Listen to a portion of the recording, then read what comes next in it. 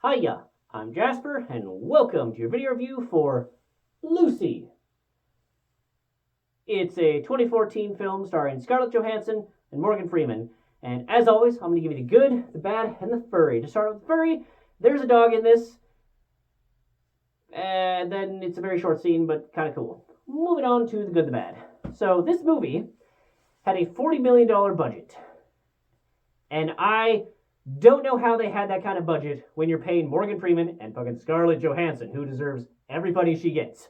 But somehow this movie only cost $40 million because they had so many awesome effects in this, and it made $469 million worldwide. Rightfully so. I thoroughly enjoyed this movie. Really, the only thing that bugged me about this film was at one point there's a visual of showing phones and where they're connecting, and all of the cell signals are pointed straight up in the air, like everyone's talking on a sat phone, as opposed to the, nearest actual antenna that cells would actually be connected to.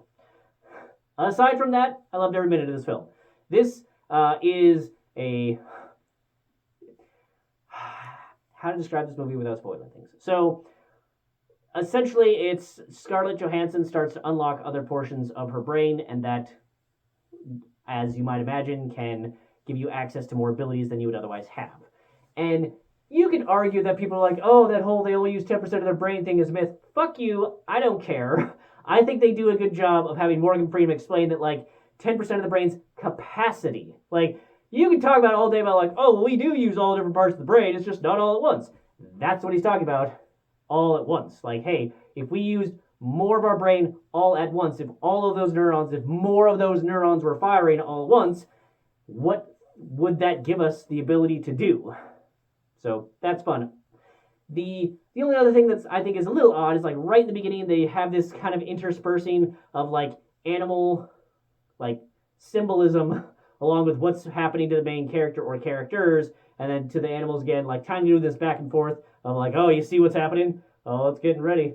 See, that's what's happening to our character. Oh, then the animal thing is getting ready. And then, it's happening. They do that for, I don't know, the first 5-10 minutes-ish, and then it just stops.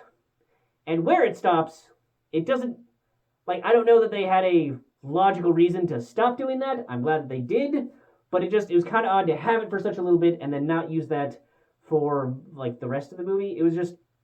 It seemed almost out of place, but it also is fine by me because I liked how they did it. It was fun for those sequences, and so that's why it doesn't really bother me, is because it was fun, and the, hey, you see this, it's happening here type of comparisons were, I think, spot on. So, and I thought that it added a little bit of flavor to those scenes that were still good, but I do feel like those interspersions did add a bit more to it anyway. So, it was a little odd to not continue it, a little odd to have it, but overall, I think it was a fine choice, if that makes any sense.